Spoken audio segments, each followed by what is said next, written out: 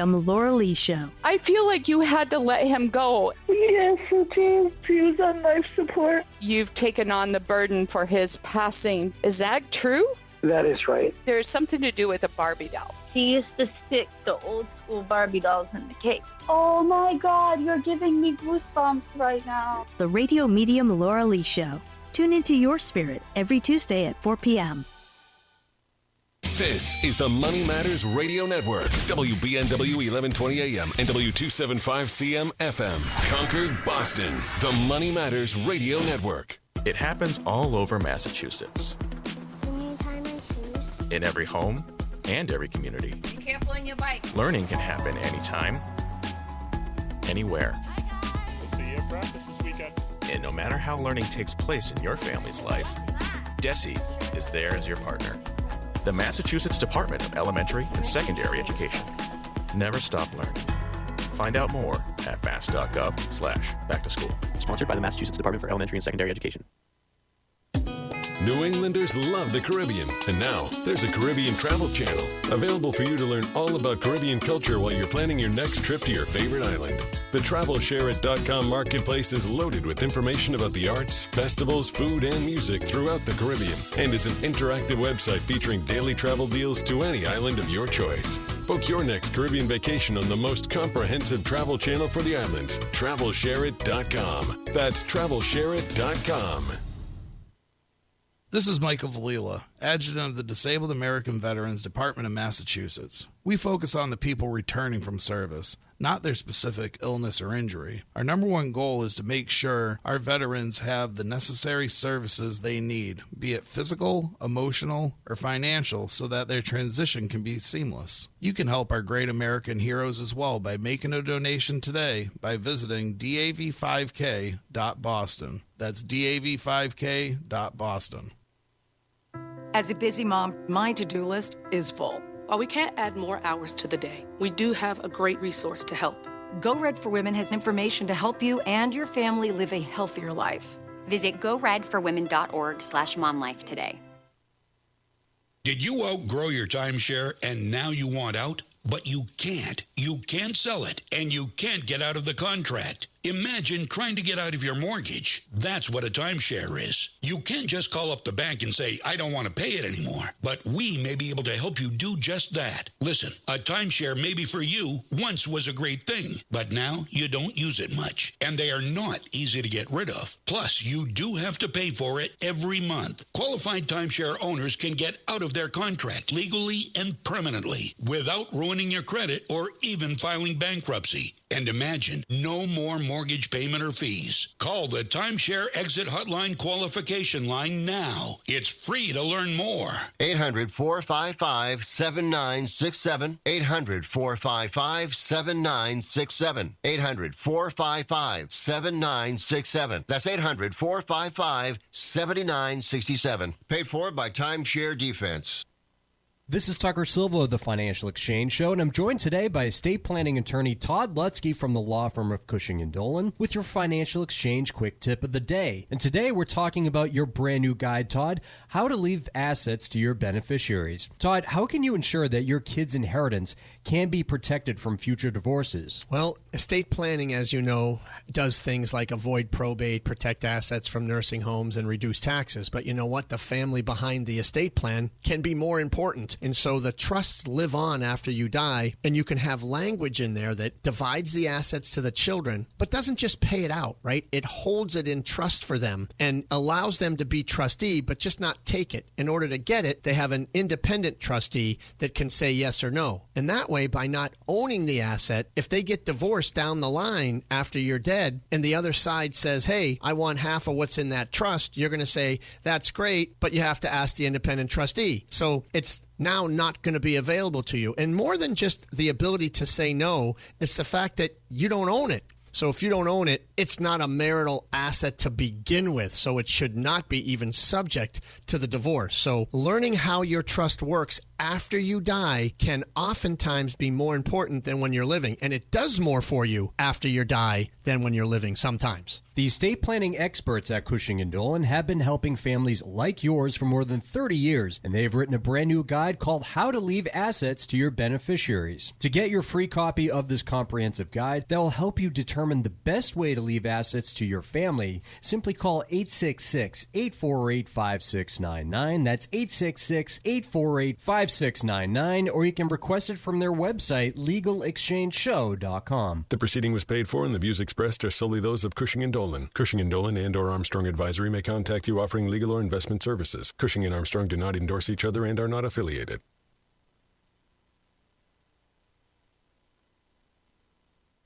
The Financial Exchange is produced by Money Matters Radio and is hosted by employees of the Armstrong Advisory Group, a registered investment advisor. All opinions expressed are solely those of the hosts, do not reflect the opinions of Armstrong Advisory or anyone else. Investments can lose money. This program does not offer any specific financial or investment advice. Please consult your own financial, tax, and estate planning advisors before making any investment decisions. Armstrong Advisory and the advertisers heard on this program do not endorse each other or their services. Armstrong and Money Matters Radio do not compensate each other for referrals and are not affiliated.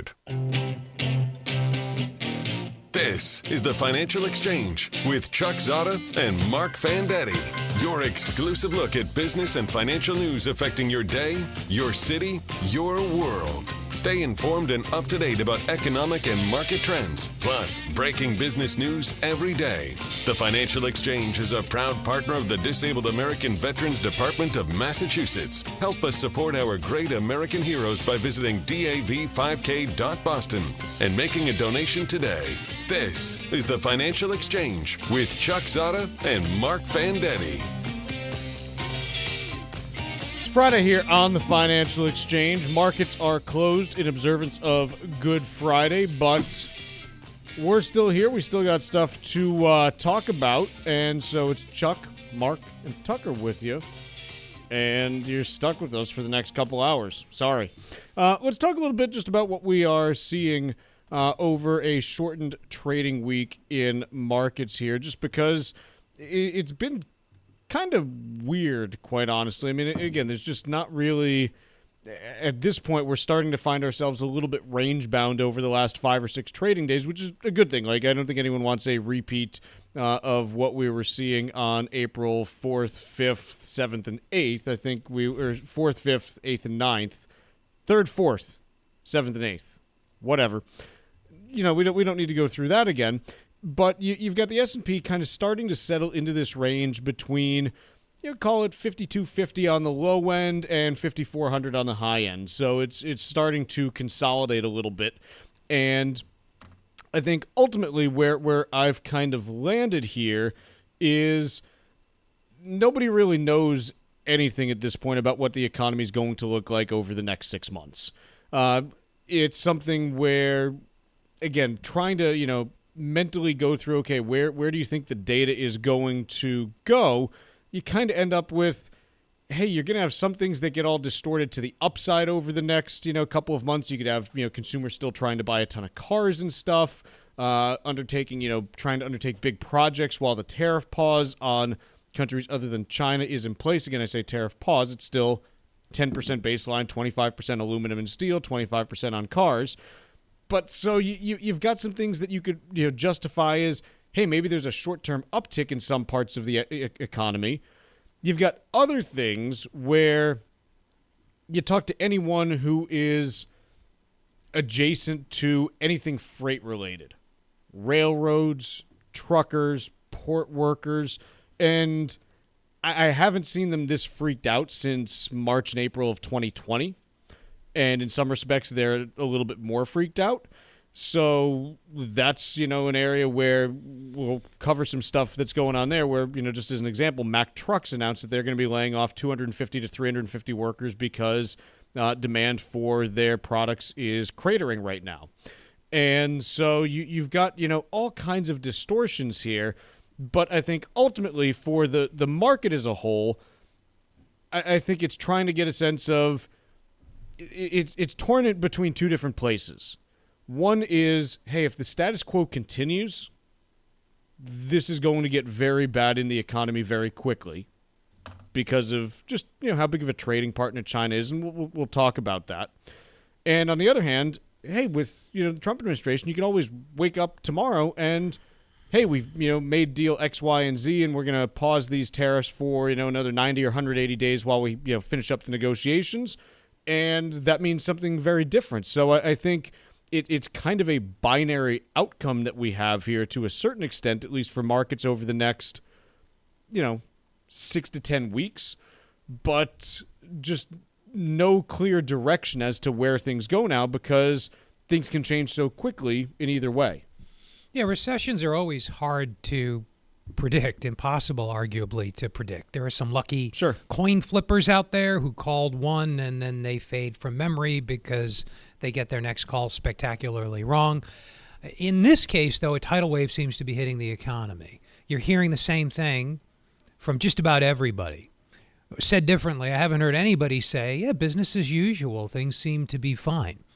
It hasn't shown up in the economic statistics yet, as you and Mike Armstrong talk about a lot, but that's because those come with a delay. That's one of the problems with economic statistics, particularly GDP, which we only get quarterly. And that's why the folks who call recessions, who determine whether or not a recession is underway, when it started, when it ended, that's why they don't rely on GDP. When we look at, kind of, again, you mentioned this tidal wave coming. I want to talk a little bit about what we're seeing on the freight side of things, because this seems to be, where it is coming first, potentially. And, again, I know a couple people in this space. I also follow a handful on various social media networks. One of the ones that I'm familiar with is a guy by the name of Craig Fuller. And he runs a company called FreightWaves that basically what they do is they provide real-time data mostly to logistics companies is how you buy their service, but also, he publishes some of it out there just in order to show what's going on with the broader economy and with freight, because obviously stuff is kind of a big deal for the economy is the way that I think I'll put it here. And a couple things. The first, in terms of what we are seeing just from a data perspective, the week-over-week changes in ocean bookings, and this is something that he quoted from another company called Vision, Vizion. If you look at the percentage change from the last week in March to the first week in April in ocean bookings, overall U.S. imports, and this is not from China, this is overall U.S. imports, dropped 64% week over week. Let me say that number again, because I've said some insane numbers back in March of 2020. This is about as big of a shift as I've ever seen for a week over week number. U.S. imports for the week of April 1st to April 8th had a 64% drop compared to March 24th for 31st. Now, this is for bookings. So this is, what's the volume of stuff that was launched during that week? Down 64%. U.S. exports during that same time, down 30%. So this is a huge, huge signal that we are getting. Like when we talk about actual hard data, we've been talking for a while now. Hey, the soft data is showing a, significant concern about the economy. When's it going to start showing up in the hard data? This right here is hard data, showing that for the week of April 1st to April 8th, the amount of goods loaded onto ships coming to the United States was down 64%, and the amount of goods loading onto ships leaving the United States was down 30%. This is a huge shift. Now, some of it obviously is because companies were trying to front run stuff in the back end of March, but obviously 64% is not, hey, we are front running stuff, because you don't have just extra giant super ships, floating around to carry, thousands of containers. It's just, they're just not there. So that's something that when we start talking about hard data, what's it showing? Real problem there.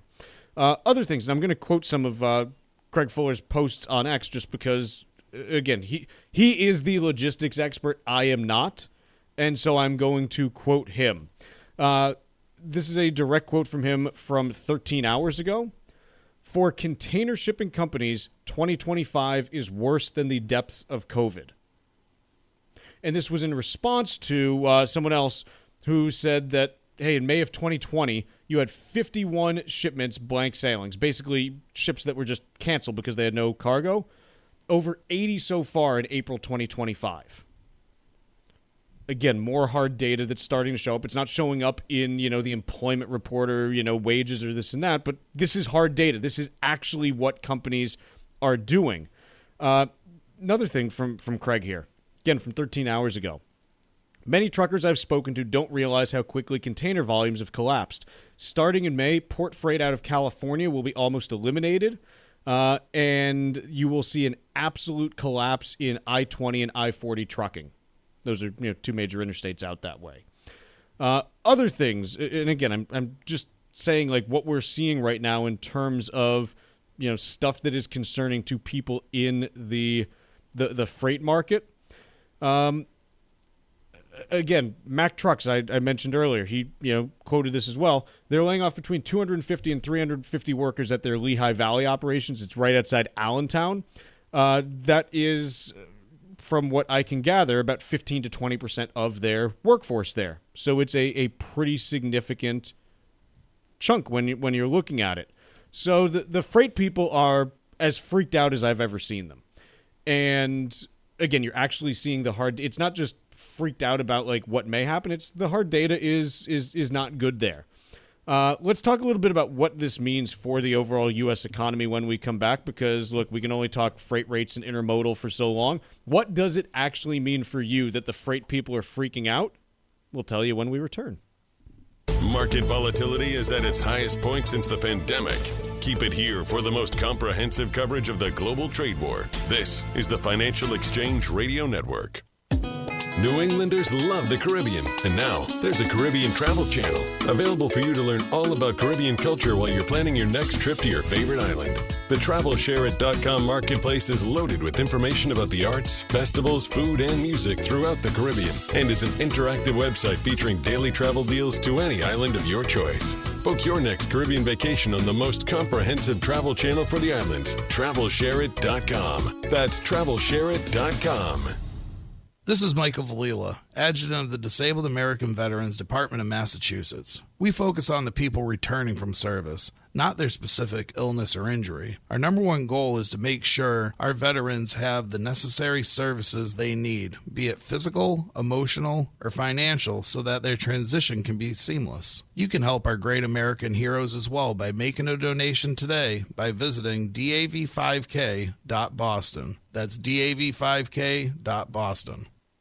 Beneficiary planning and asset protection go hand in hand. Cushing & Dolan has a new guide out called How to Leave Assets to Beneficiaries, and it can help make your planning process smooth and easy.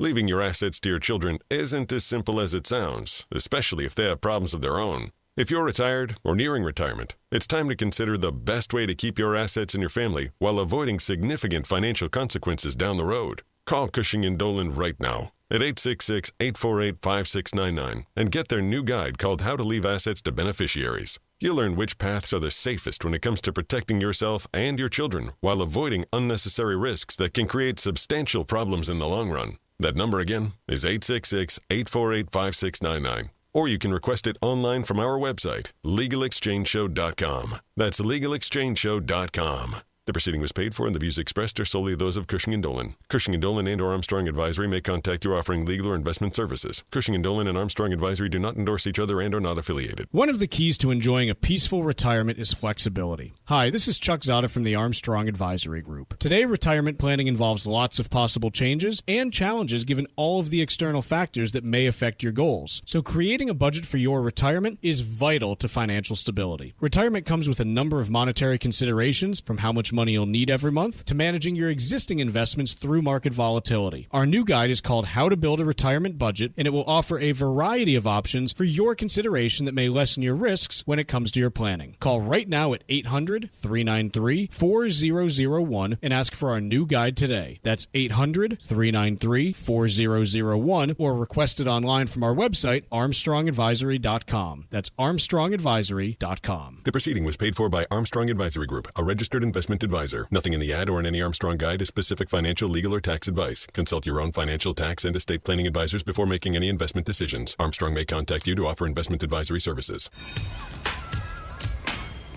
Here at the Massachusetts Department of Elementary and Secondary Education, we are committed to all students not only attending, but succeeding at school. Your presence is powerful. Share why you attend at doe.mass.edu. Sponsored by the Massachusetts Department of Elementary and Secondary Education.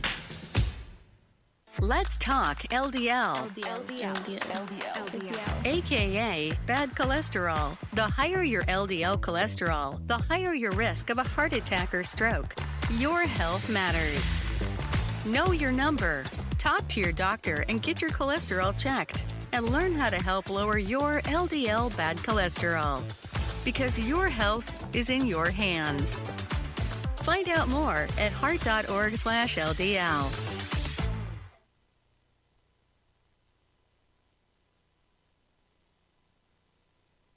Breaking business and financial news first throughout the day.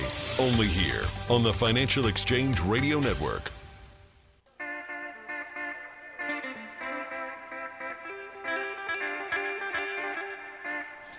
This segment of the Financial Exchange is brought to you in part by the U.S. Virgin Islands Department of Tourism. The U.S. Virgin Islands are St. Croix, St. Thomas, and St. John, and they are the perfect place to take your next vacation. Enjoy spectacular beaches, world-class cuisine, and a wide variety of water sports. Don't miss your chance to visit America's Caribbean paradise, the United States Virgin Islands. Go to visit usvi.com for more information and to book your trip today. That's visit usvi.com. In the last segment, we noted that ocean freight bookings for the week of April 1st through April 8th had volumes down 64% for imports to the U.S. and 30% for exports from the U.S. relative to the prior week. This is obviously a huge shift in a short period of time. And the question that obviously it leads to is, okay, what does this mean for us actual humans living in the United States? The answer is twofold. The first is it depends on how long the current state of play is in place between the U.S. and China. If you see some kind of potential off-ramp in the next couple of weeks by, I don't know, by the start of May, by Mother's Day, somewhere in that time frame, if you see, hey, you're not going to get a trade deal between the U.S. and China done in 2 weeks. Like, obviously, there's some big things that are going to take some time to hash out. But if you get, hey, we've had some positive conversations, and so we're going to remove the reciprocal tariffs for 90 or 180 days while we negotiate, okay, you can start to, see the potential issues, becoming smaller. But here's the thing. Even a week or two of disrupted shipping into the United States, or really it's worldwide shipping. It's not just the U.S. that is dealing with this. Even a week or two of disrupted shipping patterns and supply chains is enough to make some really, really weird stuff happen. And I keep coming back to this story from 2020, just because it's so good, and it's also why I don't have like a clear answer for exactly what'll happen. But it's talking about, we ran into this freaking gummy bear shortage back in 2020. I've told this a couple times, and I keep coming back to this because it's so good. And this is a quote from some gummy bear dude who was being interviewed on a podcast. Oddly enough, he told a story about gelatin. They were having a hard time getting gelatin in Mexico, and it's like, why can't we get it? They're not slaughtering as many hogs, and they're not slaughtering as many hogs because they don't need as many hides from the hogs that they use to make cars, and they don't need as many hides because they're not making as many cars. Why are they not making as many cars? because they can't get the chips from Taiwan. And he finished saying that one of the biggest users in the world of gelatin is the company that makes gummy bears. So it turns out that you can't buy gummy bears because of a semiconductor shortage coming out of Taiwan. So, like, how does this affect all of us over the next, several months and several quarters? You're probably, even if this is resolved within a week, you're going to have sporadic, weird stuff that pops up from a supply chain perspective. Do people go out and start hoarding toilet paper again? I have no idea. It seems like it's what we do in every crisis because I don't know. But I can tell you supply chains, they don't just snap back instantly after something like this. There's going to be some weirdness that starts popping up probably mid-May. And some of it's because companies are overbuying in certain areas. Some of them are because they're underbuying. But you're going to see some weird stuff popping up this summer in terms of availability and pricing.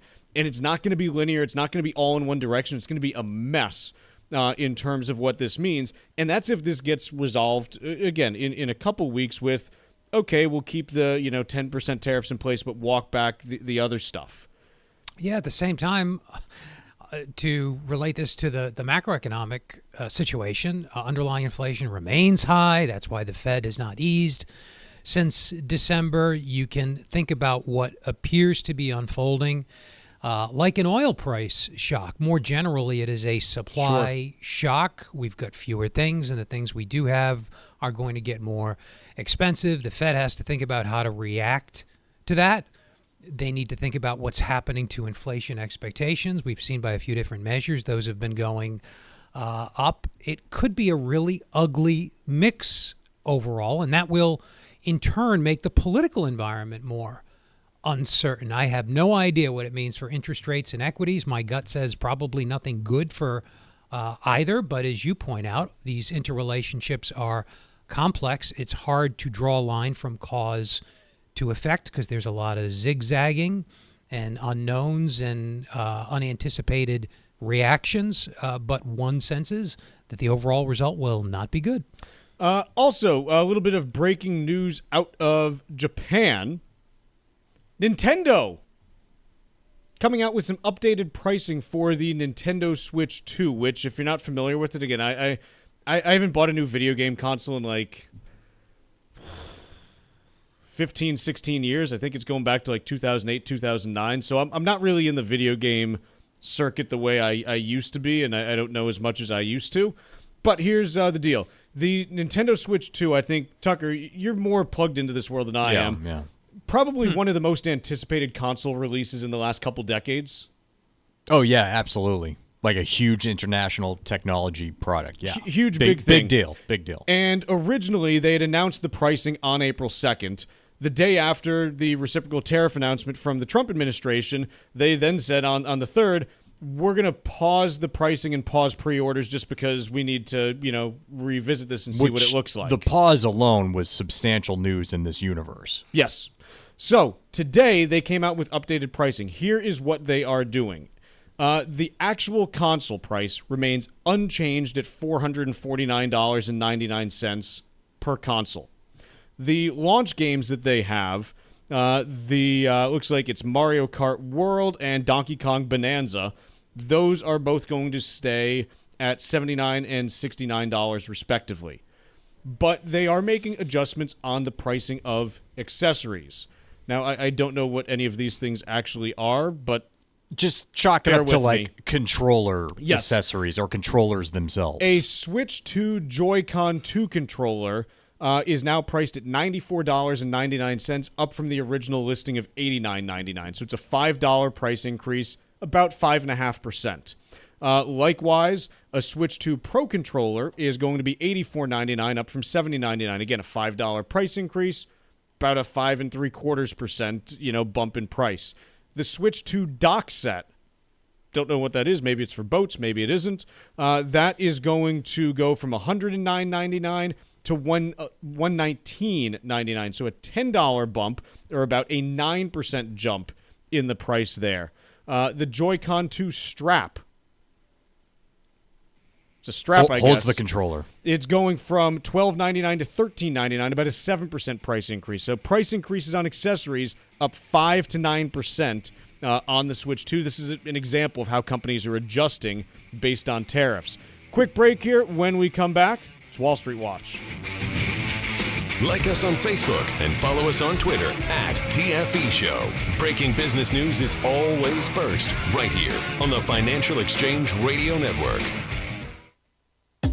New Englanders love the Caribbean, and now there's a Caribbean travel channel available for you to learn all about Caribbean culture while you're planning your next trip to your favorite island.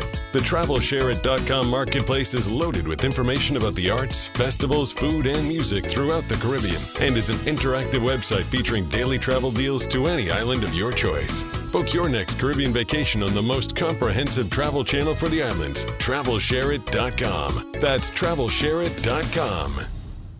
Leaving assets to your beneficiaries is a critical piece of any estate plan. Cushing & Dolan, the experts in elder law, has written a new guide that may help ensure that your assets are protected for years to come, while helping you avoid unnecessary mistakes during your planning. As an example, the new federal estate tax exemption is nearly $14 million. That could lead to a larger inheritance for your family members, but still raises concerns. There are several strategies in this new guide that will help you learn how to make the right decisions about your distributions at the right time. Cushing & Dolan have been helping New England families for more than 30 years. Let them help you, too. Call 866-848-5699 and get their brand new guide called How to Leave Assets to Beneficiaries. That number again is 866-848-5699. Or you can request the guide online by visiting LegalExchangeShow.com. The proceeding was paid for and the views expressed are solely those of Cushing & Dolan. Cushing & Dolan and or Armstrong Advisory may contact you offering legal or investment services. Cushing & Dolan and Armstrong Advisory do not endorse each other and are not affiliated. This is Michael Valila, Adjutant of the Disabled American Veterans Department of Massachusetts. The DAV of Massachusetts has helped me and countless others adjust to civilian life through a variety of incredible programs. Through our local Veterans Assistance Program, we provide necessary services to veterans and their communities, such as food shopping, landscaping, and companionship, but we need your support. You can help by making a donation today. Please visit dav5k.boston. That's dav5k.boston. Hey, listen, are you a 50-year-old person looking for term life insurance? Then you need to talk to Bob. Bob specializes in helping people find $1 million or more of term life insurance for a couple of $100 a month. Look, you need to know there's a price war in the term life insurance business, and you may be paying too much. Call Bob, and he'll shop and see how much money he can save you. Look, this could be the last term life insurance policy you ever have. Your rates are guaranteed for the next 20 years. That's right, guaranteed level rates for the next 20 years. And if you're a smoker or your health is not perfect, Bob has great rates for you too. So for $1 million of term life insurance coverage for a couple of $100 a month, call Bob right now. 800-965-7987. 800-965-7987. 800-965-7987. That's 800-965-7987. Paid for by Term Direct. Hi, this is Chuck and Mike from the Armstrong Advisory Group, and we have a guide available this month titled How to Build a Retirement Budget. Mike, one of the rules of thumb that gets tossed around is, hey, just withdraw 4% of your portfolio each year and you'll be fine.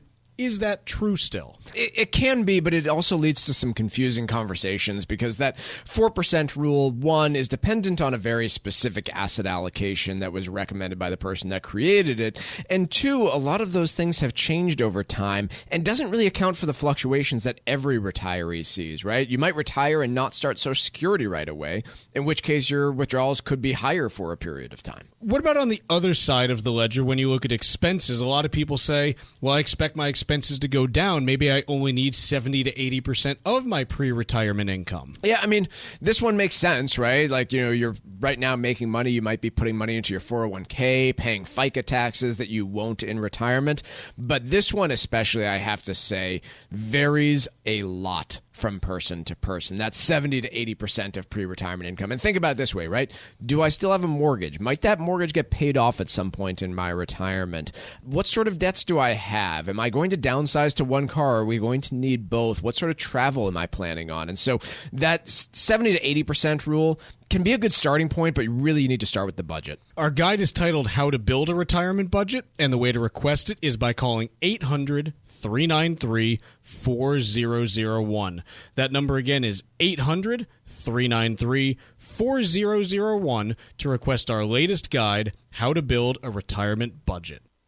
The proceeding was paid for by Armstrong Advisory Group, a registered investment advisor. Nothing in the ad or in any Armstrong guide is specific financial, legal, or tax advice. Consult your own financial, tax, and estate planning advisors before making any investment decisions. Armstrong may contact you to offer investment advisory services.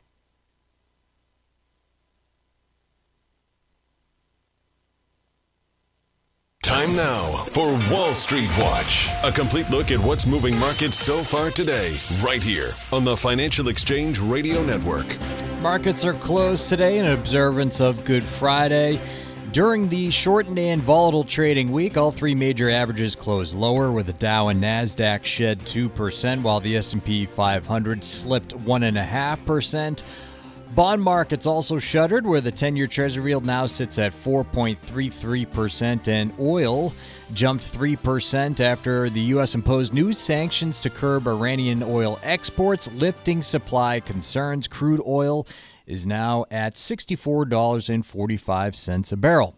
Yesterday, the Dow was weighed down by significant losses from United Health, where the health insurer's stock plunged 22% after its earnings missed expectations and substantially downgraded its projected results for this year, citing higher than expected medical costs in its Medicare business. Other health companies, including Humana and CVS Health, also saw sympathy losses. Meanwhile, Netflix posted an impressive first quarter earnings beat after yesterday's closing bell, where its revenue rose 13% in the quarter.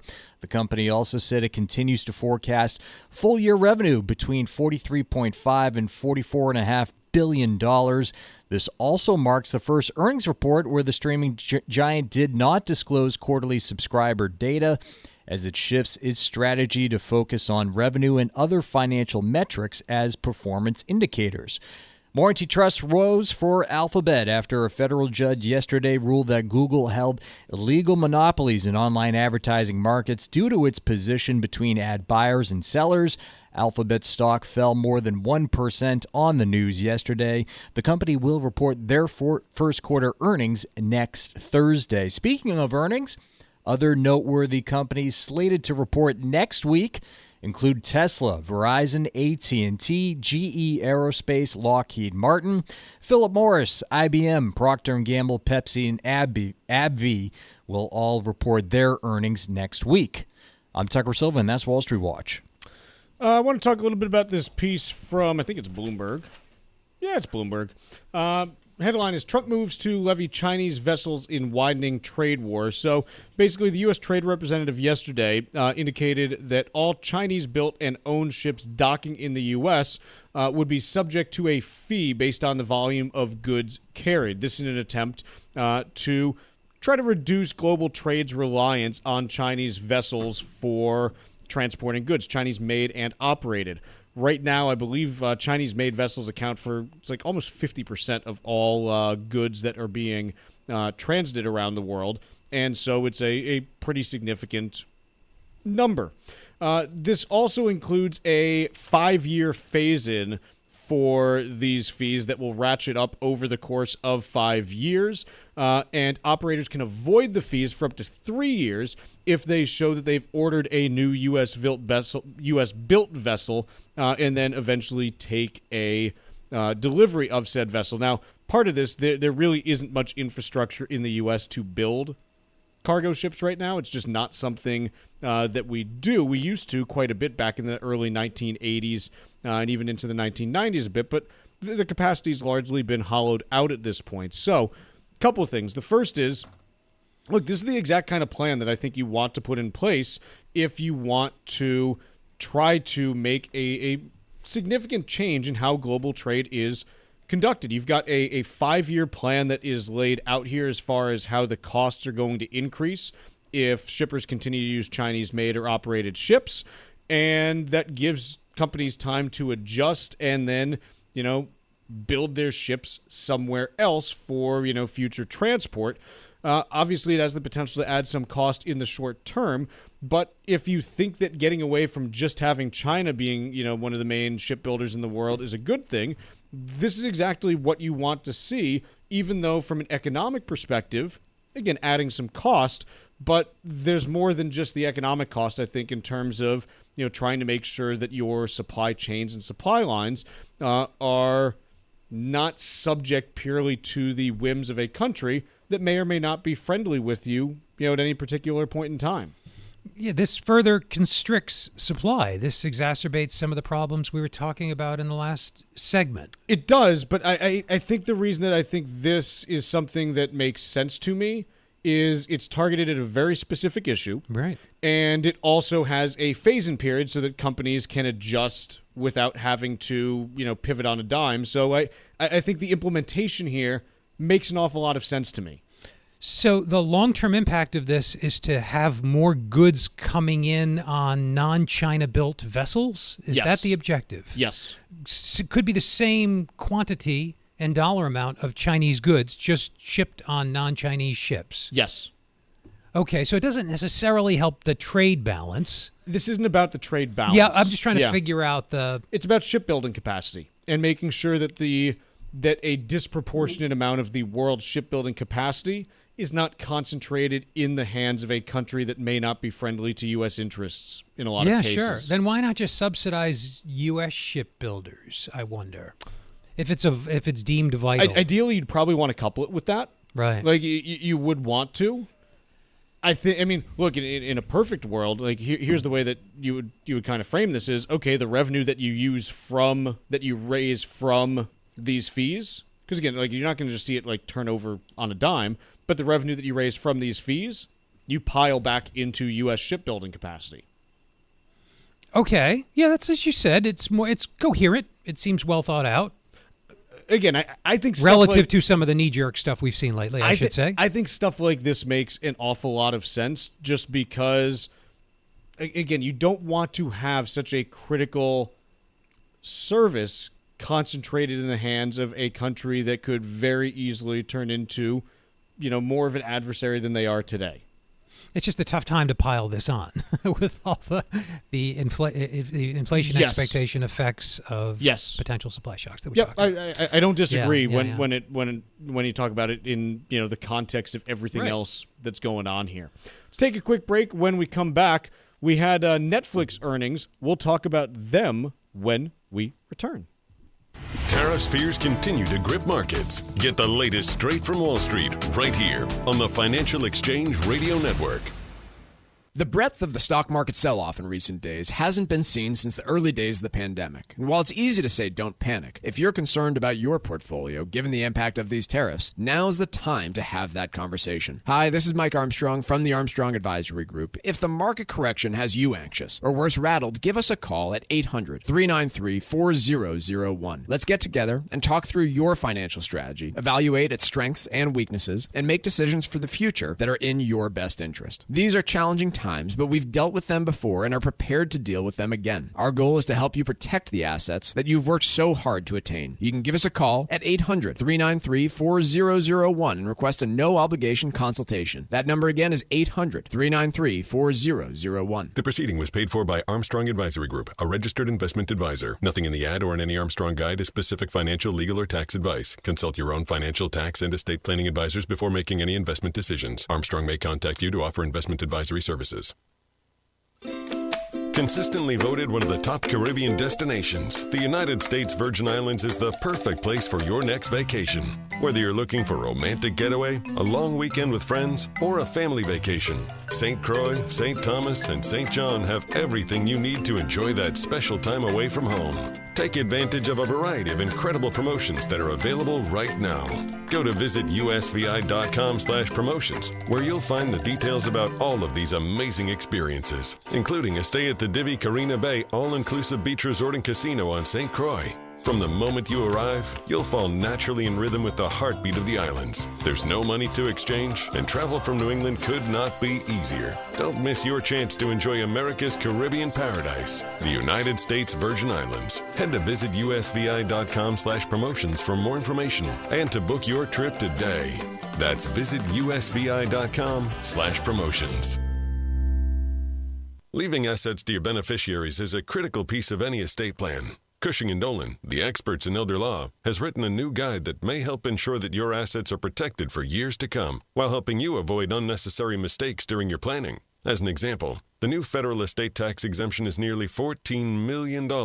That could lead to a larger inheritance for your family members, but still raises concerns. There are several strategies in this new guide that will help you learn how to make the right decisions about your distributions at the right time. Cushing & Dolan have been helping New England families for more than 30 years. Let them help you, too. Call 866-848-5699 and get their brand new guide called How to Leave Assets to Beneficiaries. That number again is 866-848-5699. Or you can request the guide online by visiting LegalExchangeShow.com. The proceeding was paid for, and the views expressed are solely those of Cushing & Dolan. Cushing & Dolan and or Armstrong Advisory may contact you offering legal or investment services. Cushing & Dolan and Armstrong Advisory do not endorse each other and are not affiliated. Environmental nonprofit Ocean River Institute is working with communities to tackle climate change with nature-based solutions that feature slowing water down and building more soil with grasses and plants. Research indicates that people acting in their own neighborhoods can build an inch of soil in a year and slow sea level rise down by as much as 25%. Please visit oceanriver.org for more information on opportunities to make a difference and go the distance for savvy stewardship of a greener and bluer planet Earth. As a busy mom to 4 kids, my to-do list is full. Trying to fit in exercise, eating right, and prioritizing self-care can feel next to impossible. While we can't add more hours to the day, we do have a great resource to help. Go Red for Women has easy tips, tools, and information to help you and your family live a healthier life. So to all the moms, the aunts, the grandmothers, and amazing women out there doing it all, visit goredforwomen.org/momlife today. You take care of them, Go Red for Women will take care of you.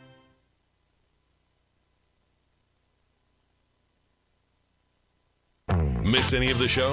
Catch up at your convenience by visiting financialexchangeshow.com and clicking the on-demand icon where you'll find all of our interviews and full shows. This is your home for the latest business and financial news in New England and around the country. This is the Financial Exchange Radio Network.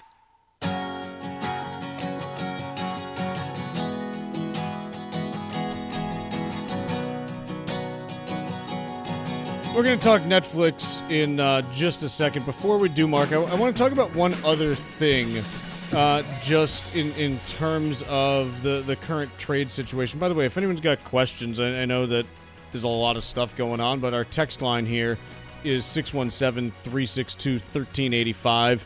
You can send those texts in, and Tucker will send them over to us. But again, 617-362-1385 if you have questions about the economy, markets, tariffs, anything that you want answered. Favorite foods, things like that. Nintendo Switch. Yeah, favorite video games, favorite TV shows, least favorite TV shows, least favorite people. We'll answer all these questions. 617-362-1385 is the number.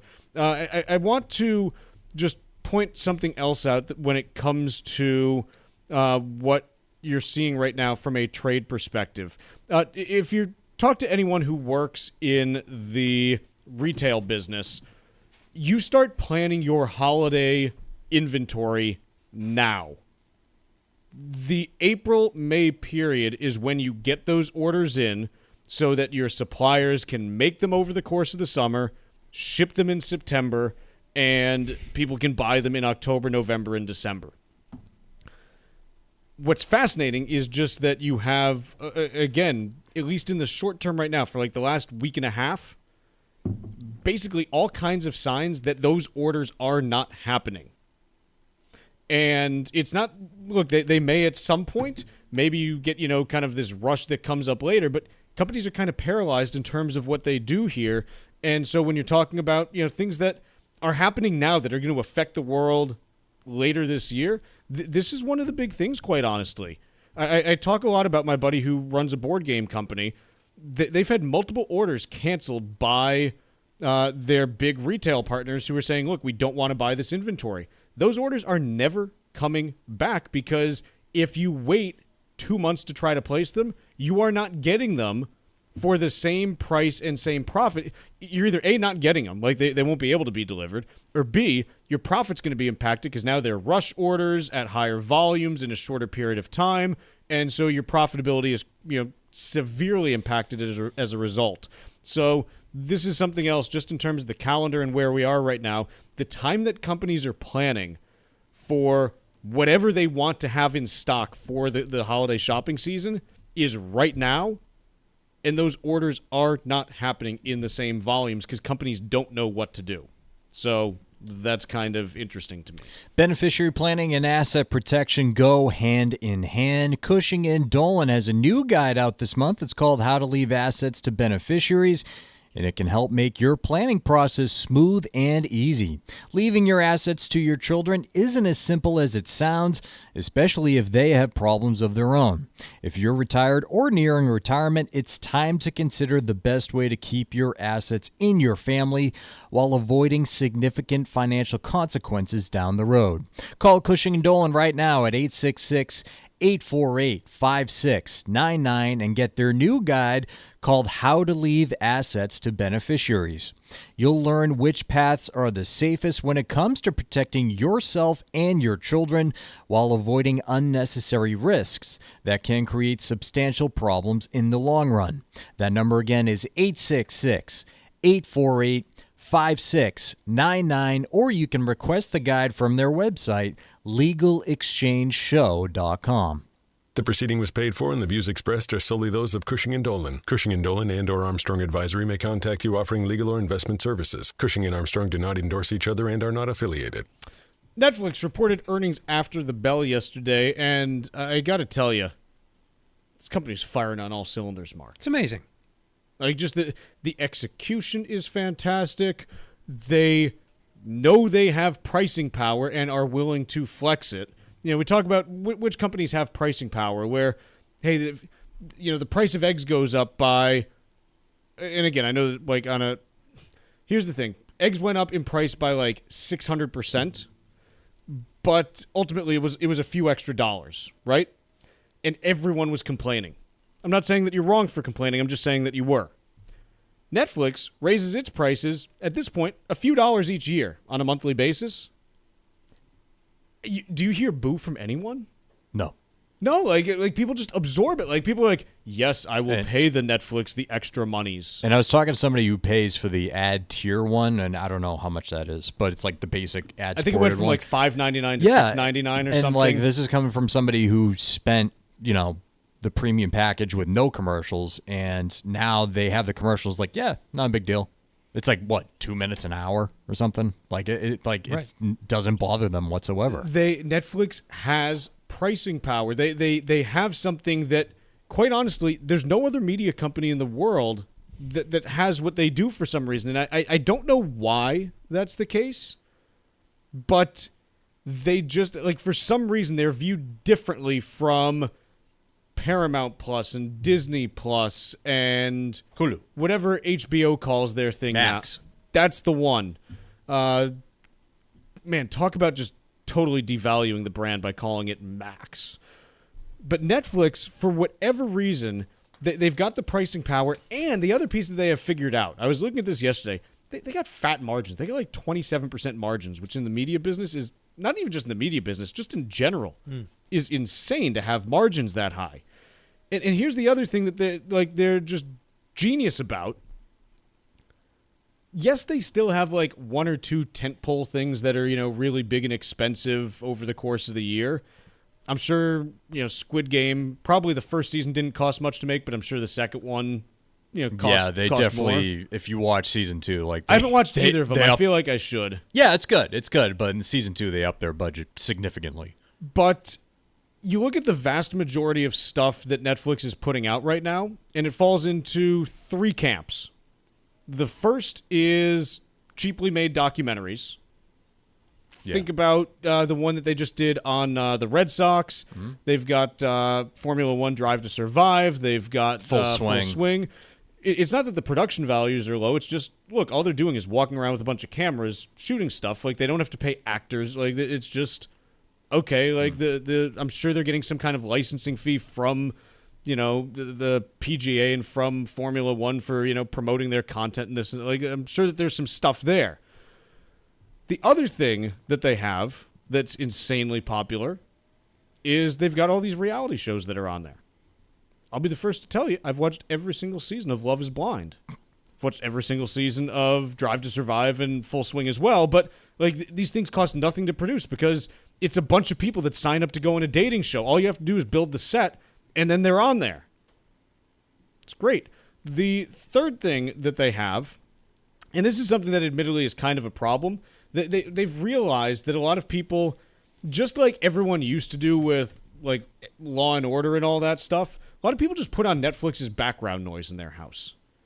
Oh, sure. And so you get these, there have been a number of articles written about it where it's just these horribly written, horribly produced movies where it's like the characters are literally telling you everything they're doing. It's like, why'd you go over there yesterday? Well, I walked in to try to convince Jimmy that I was going to do this. And then there was a bear there. Well, were you scared of the bear? Of course I was scared of the bear. Like, it's literally that bad. But these things cost nothing to make, and people watch them. And so they've just got all this content that is pretty cheap to produce. They have a couple things that are expensive here and there just to give you that premium feel. But they can keep pricing you because, for whatever reason, we're just hooked on it in a way that we aren't with other streaming platforms.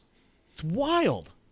It just feels like everybody on their Friday night, Netflix and chill, man. Exactly. Netflix and chill. And the first thing that people check out when they put on their streaming devices is what's on Netflix. Yeah. Nobody else is first. No. Think about it. No, it's absolutely true. And I don't know why, but Netflix has become to streaming what Google is for search. Yeah. And maybe it was just the first mover advantage. I don't know what it is. But they occupy just a unique spot in our brains that is fundamentally different from every other streaming service. And I can't explain it. I just can't. But I am looking forward to whenever the next season of Love is Blind comes out because... yeah, you're not going to see me watching that. Sure. How come?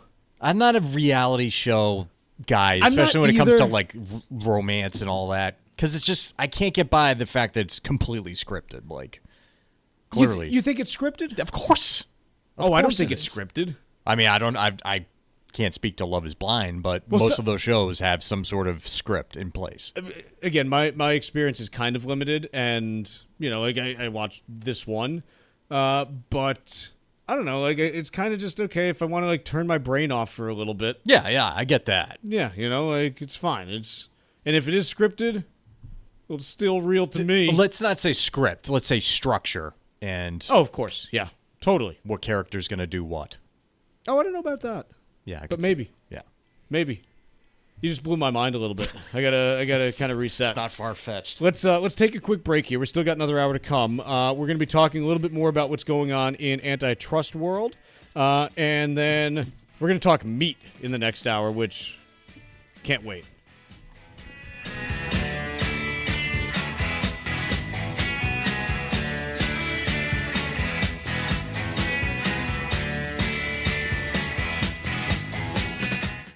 Retirement planning is complicated enough without having a formal budget to help you maintain your lifestyle during your later years. This is Mike Armstrong from the Armstrong Advisory Group. Our new guide called How to Build a Retirement Budget was written specifically for this purpose. Our goal is to help take your financial concerns out of your retirement years. There are numerous issues to deal with when creating a retirement budget. Everything from understanding where your income will come from, to setting up a proper withdrawal strategy, to being able to remain flexible as market conditions change. This new guide offers structural guidance that may alleviate the pressures of creating your budget. You can request your copy right now by calling 800-393-4001 and ask for our new guide today. Once again, that number, 800-393-4001. The proceeding was paid for by Armstrong Advisory Group, a registered investment advisor. Nothing in the ad or in any Armstrong guide is specific financial, legal, or tax advice. Consult your own financial, tax, and estate planning advisors before making any investment decisions. Armstrong may contact you to offer investment advisory services. It happens all over Massachusetts. Can you tie my shoes? in every home and every community. Be careful on your bike. Learning can happen anytime, anywhere. We'll see you at practice this weekend. And no matter how learning takes place in your family's life, DESE is there as your partner. The Massachusetts Department of Elementary and Secondary Education. Never stop learning. Find out more at mass.gov/back-to-school. Sponsored by the Massachusetts Department for Elementary and Secondary Education. Sometimes we know what's next. Other times, it's impossible to know. Life can change in an instant. Don't be caught standing by the next time someone's heart stops. Knowing CPR gives you the ability to act and takes you from bystander to lifesaver. CPR is a life-saving skill. Join the nation of lifesavers today by learning CPR at heart.org/nation. National support for CPR education provided by Elevance Health Foundation. New Englanders love the Caribbean, and now there's a Caribbean travel channel available for you to learn all about Caribbean culture while you're planning your next trip to your favorite island. The TravelShareIt.com marketplace is loaded with information about the arts, festivals, food, and music throughout the Caribbean, and is an interactive website featuring daily travel deals to any island of your choice. Book your next Caribbean vacation on the most comprehensive travel channel for the islands, TravelShareIt.com. That's TravelShareIt.com. This is the Money Matters Radio Network, WBNW 1120 AM and W275 CM FM, Concord, Boston. The Money Matters Radio Network. This is Michael Valila, Adjutant of the Disabled American Veterans Department of Massachusetts. We focus on the people returning from service, not their specific illness or injury. Our number one goal is to make sure our veterans have the necessary services they need, be it physical, emotional, or financial, so that their transition can be seamless. You can help our great American heroes as well by making a donation today by visiting dav5k.boston. That's dav5k.boston. Are you over the age of 50? Want peace of mind and financial security for your family? Here's an important message to you from Senior Care USA. The average funeral now costs over $10,000. That leaves your loved ones the burden of paying your debts and funeral costs. Our plans start as low as $1 per day and will pay your family up to $30,000 to help pay for your funeral and other expenses. There are no medical exams. Your rates will never increase, and your plan cannot be canceled, regardless of your medical conditions, as long as you make your premium payments. Get up to $30,000 in final expense insurance. Call now for free information. Just answer a few simple questions and get approved right over the phone in just a few minutes. Call right now. Call 800-378-3818. 800-378-3818. 800-378-3818. That's 800-378-3818.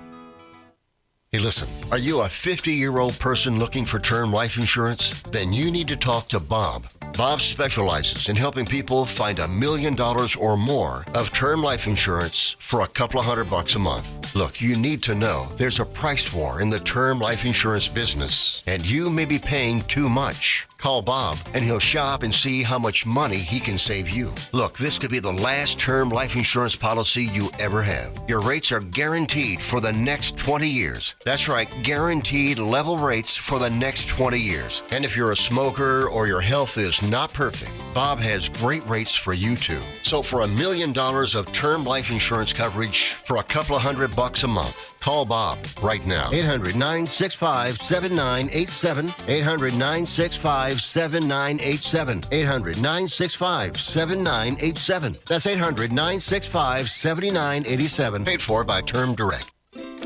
Consistently voted one of the top Caribbean destinations, the United States Virgin Islands is the perfect place for your next vacation.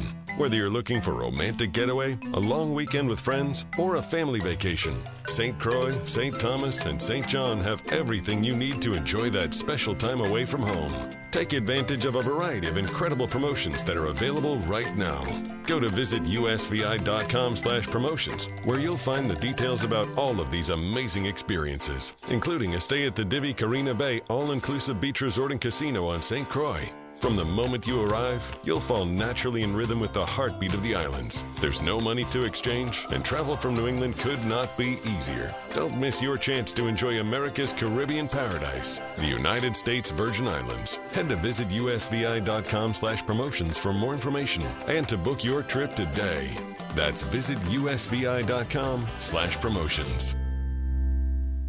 This is Tucker Silva of the Financial Exchange Show, and I'm joined today by estate planning attorney Todd Lutzke from the law firm of Cushing & Dolan with your Financial Exchange quick tip of the day. And today we're talking about your brand new guide, Todd, how to leave assets to your beneficiaries. Todd, why can't you just add your kids to your accounts or to your house deed? Well, you can. It's just not a good idea. So people who do that understand with an account, right? You can put a joint name on the account. Now, that doesn't actually complete the gift because you actually have to take the money out and then the gift is complete. But when you set it up, yeah, the asset would avoid probate. But if something happens to the child, it's going to be, available. Half the asset would be subject to the children's creditor. So you don't want that. And secondly, if you only put one kid on the deed, you've likely disinherited the other kids. So it's not really good planning overall. Whereas if you put the house in the kid's name, now you've actually made a completed gift of half the house and would need to file a gift tax return. Number one. Number two, of course, it's exposed to the child's creditors and, yes, divorces. You could find yourself at some point owning half your house with an ex-in-law. Not sure that's a good way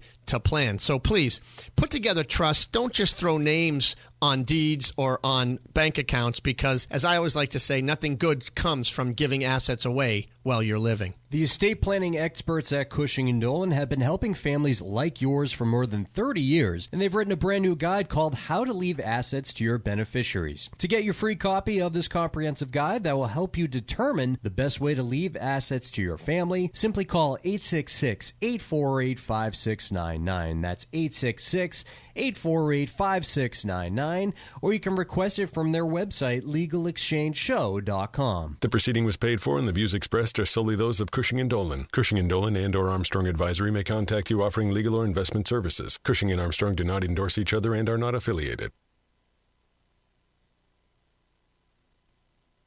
The Financial Exchange is produced by Money Matters Radio and is hosted by employees of the Armstrong Advisory Group, a registered investment advisor. All opinions expressed are solely those of the hosts, do not reflect the opinions of Armstrong Advisory or anyone else. Investments can lose money. This program does not offer any specific financial or investment advice. Please consult your own financial, tax, and estate planning advisors before making any investment decisions. Armstrong Advisory and the advertisers heard on this program do not endorse each other or their services. Armstrong and Money Matters Radio do not compensate each other for referrals and are not affiliated.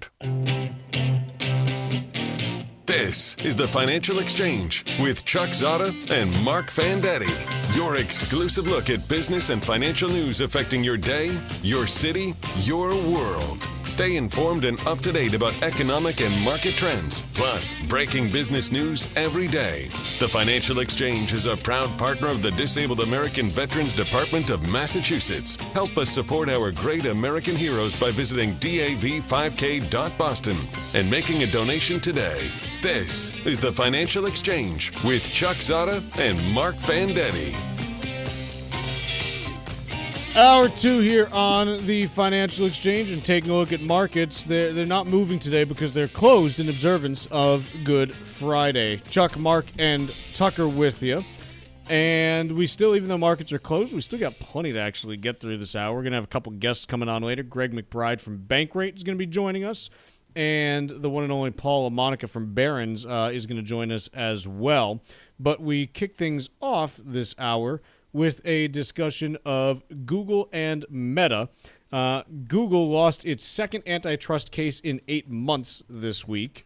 And Meta is in a trial with the FTC right now, which is trying to force it to divest Instagram and or WhatsApp. Who do you want to talk about first, Alphabet or Meta? Let's go in alphabetical order. Ooh, I like what you did there, Mark. I do. So, Alphabet had its second case that it lost in 8 months. This one basically saying that it operates monopolistically in, a couple different areas of the online ad market. And this is not surprising. At least it's not surprising to me. It's it's surprising that the judges in both cases actually ruled this way, just because it seems like we haven't had any meaningful antitrust movement for decades. But the crux of this all comes back to an acquisition that Google made back in, when was it? It was back in 2012. I'm just looking to make sure I get the dates right. 2008, I'm sorry. Google bought a company called DoubleClick in March of 2008. And DoubleClick is basically a ad tech company that they provided pretty much like a marketplace or a platform for ad buyers to go into and then ad sellers to sell space across multiple different networks and all kinds of targeting. Google bought them, and at the time, back in 2008, the FTC asked them, hey, do you plan on integrating this with, the rest of your ad suite, because we would find that to be problematic. Google at the time said, no, we don't plan on doing so, and in fact, we don't think that we can. We don't think it's possible for us to do so. Well, 4 years later in 2012, they did. They did exactly that, just what the FTC was nervous about. So for me, this is kind of a long time coming, because I think Google's been playing in the monopolistic sandbox for quite some time here. So it's nice to see some action happening against this. What's the actual remedy that ends up happening here? Are parts of Google split out? Like, do they have to divest YouTube? Do they have to divest their ad network from their search operations? There are different frameworks that you can look at, but this is now, again, 2 cases where they've lost in 8 months, and so the government in the first one did say, yes, we want to try to split the company up. In the second one, they haven't gotten to the point where the government is proposing remedies yet, but this is where we stand right now. Yeah, so too soon to say what the long-term impact will be on earnings and thus share price. Yeah, no idea. You've pointed out in the past that this could have, it may seem grim in the very short term, but in the long term, it could have positive effects on company bottom line. It forces them to innovate elsewhere, or positive effects certainly for the industry and even the economy. Just hard to say right now. So that's what's going on with the Googs. And Meta is in a separate, antitrust case that's been brought by the FTC right now. And the fascinating thing here is that the FTC literally, and I say that literally as well, because I know sometimes people use literally when they want to say figuratively. The FTC literally has emails from Mark Zuckerberg to other Facebook executives saying, hey, we want to buy these companies, referring to Instagram and WhatsApp, because otherwise they could compete with us in the social media space, and we don't want to have to deal with that. I mean, what do you even need a trial for? I mean, I guess it's obviously because they don't want to give, like, they couldn't reach a settlement and say, yeah, we're going to, divest ourselves of Instagram or WhatsApp. But wouldn't it be freaking wild if out of this, somehow Instagram gets spun out as a separate company? What, seriously? It would be? Potentially. Oh, okay. Like, wouldn't it be wild if that's what actually happens gravity here? Of it. Well, okay, here's the thing. I'm not really much of a social media person. I have a Facebook account. I was looking the other day. The last time that I logged in was August of 2021. So it's been a while since I've been in there. To be honest, don't know the password, and every time that I accidentally wind up with some website trying to auto log me into Facebook, I'm like, no, I don't even want to do a forget password, because my life's been kind of better since I've stopped looking at Facebook, quite honestly. It's nice. It really is. Social media really sucks. You're telling me. Yeah. Aside from the breaking news aspect of it, which is not really what Facebook platforms are used for, it kind of sucks. Yeah. And so there's that. But I think, golly gee willikers, if you ended up with Facebook having to part ways with either Instagram or WhatsApp, it's a seismic shakeup in what is very big ad business, obviously. No, sorry, I didn't realize, not being on it, I didn't realize how crucial it was to the overall experience. listen, you're better off not being on it. You know, I couldn't even tell you. The only thing I'm on is Instagram because it's innocent enough. Like you see like funny reels, your algorithm is, accustomed to cooking or golf or whatever I'm interested in or anything like that. And then I can see like pictures of my friends' kids or whatever they're doing. Whereas Facebook has just become a political dumpster fire. You know where I go once a month now just for a good laugh is LinkedIn. Yeah. I go innocent there. Enough. I go there just to see all of like the self-important, posts about, well, I was making breakfast today and it made me think about building a business and how you don't just need eggs in your business, you also need toast. Buckle up for another 2,000 words. Yeah, I freaking love those things just because they're so. I don't know if they're tone deaf or if people actually know what they're doing, but it's just like I was at my son's cricket game and I realized no one likes cricket in America. Why are we here? This is a thought about building a market for your business, and here's what I'm going to tell you. So I enjoy LinkedIn just because of the unintentional comedy. But other than that, it's kind of like, okay, I float around on X for some breaking news and stuff. And other than that, man, it's not worth it. It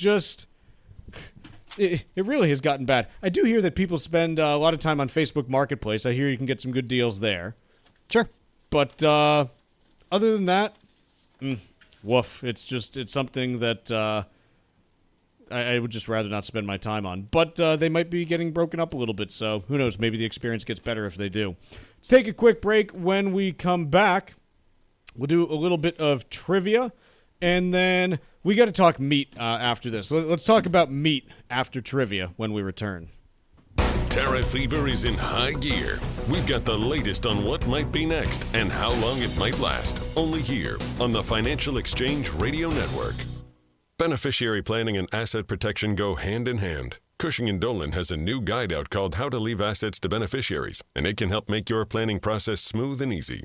Leaving your assets to your children isn't as simple as it sounds, especially if they have problems of their own. If you're retired or nearing retirement, it's time to consider the best way to keep your assets in your family while avoiding significant financial consequences down the road. Call Cushing & Dolan right now at 866-848-5699 and get their new guide called How to Leave Assets to Beneficiaries. You'll learn which paths are the safest when it comes to protecting yourself and your children while avoiding unnecessary risks that can create substantial problems in the long run. That number again is 866-848-5699. Or you can request it online from our website, LegalExchangeShow.com. That's LegalExchangeShow.com. The proceeding was paid for and the views expressed are solely those of Cushing & Dolan. Cushing & Dolan and or Armstrong Advisory may contact you offering legal or investment services. Cushing & Dolan and Armstrong Advisory do not endorse each other and are not affiliated.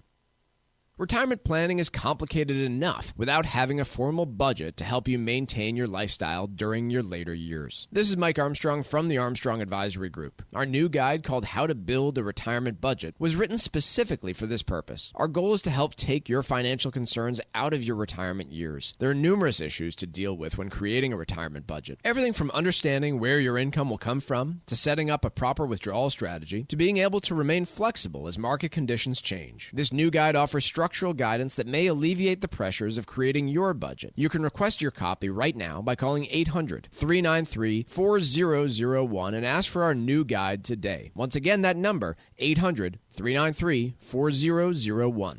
The proceeding was paid for by Armstrong Advisory Group, a registered investment advisor. Nothing in the ad or in any Armstrong guide is specific financial, legal, or tax advice. Consult your own financial, tax, and estate planning advisors before making any investment decisions. Armstrong may contact you to offer investment advisory services. New Englanders love the Caribbean, and now there's a Caribbean travel channel available for you to learn all about Caribbean culture while you're planning your next trip to your favorite island. The TravelShareIt.com marketplace is loaded with information about the arts, festivals, food, and music throughout the Caribbean, and is an interactive website featuring daily travel deals to any island of your choice. Book your next Caribbean vacation on the most comprehensive travel channel for the islands, TravelShareIt.com. That's TravelShareIt.com. This is Michael Valila, Adjutant of the Disabled American Veterans Department of Massachusetts. We focus on the people returning from service, not their specific illness or injury. Our number one goal is to make sure our veterans have the necessary services they need, be it physical, emotional, or financial, so that their transition can be seamless. You can help our great American heroes as well by making a donation today by visiting dav5k.boston. That's dav5k.boston. Let's talk LDL. AKA bad cholesterol. The higher your LDL cholesterol, the higher your risk of a heart attack or stroke. Your health matters. Know your number. Talk to your doctor and get your cholesterol checked. And learn how to help lower your LDL bad cholesterol. Because your health is in your hands. Find out more at heart.org/LDL. Cardiovascular disease is the #1 killer of women, taking the lives of 1 in 3. That's more than all forms of cancer combined. For too long, heart disease and stroke have taken the lives of the women we love. But we're not giving up. Because we have something better. Stronger, more powerful. We have each other. When we come together and go red, the more power we have against our greatest health threat. Visit GoRedForWomen.org today to learn more.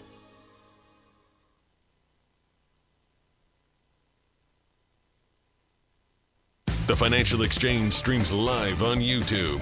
Like our page and stay up to date on breaking business news all morning long. This is the Financial Exchange Radio Network.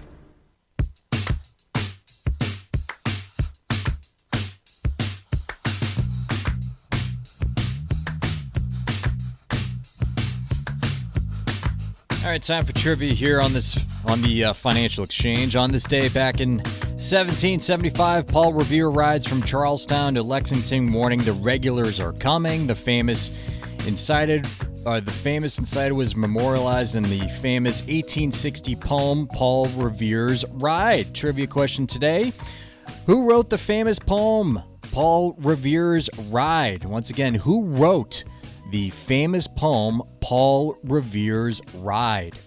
Be the second person today to text us at 617-362-1385 with the correct answer, and you get a brand new Financial Exchange Show t-shirt. Once again, the second correct response to text us at 617-362-1385 will win that t-shirt.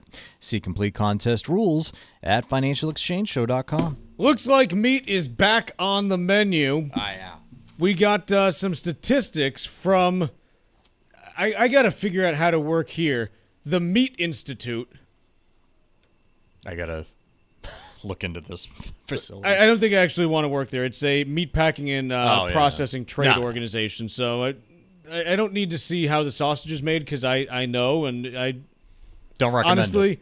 Respect the people that have to work in that job because it's not easy and does not look pleasant. So I respect immensely the amount of stuff they have to go through in order for me to get the meats. But on average, according to the Meat Institute, Americans ate 2% more meat last year than the year before, and the number of consumers who said they were trying to eat less meat fell to 22%, which is the lowest level in the last 5 years. So, I remember back whenever it was, when you guys remember when Beyond Meat was a thing? Oh, sure. It was like this hyped IPO, and we were sitting here like, it's a food company. It's not going to be something that is like crazily profitable because it's going to get commoditized and other people will come in and yada yada. And by the way, it's exactly what has happened. Their operating margins for the last 12 months are negative 47.8%. In 2019, the stock hit $235 a share. It's worth $2.76 right now. That's $2.76 right now, not $276. So I think a couple things have happened here. The first is, look, I tried a few of these different Beyond and Impossible things, and they're fine.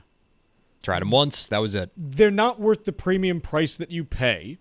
The second thing, I remain unconvinced that the health benefits are anything.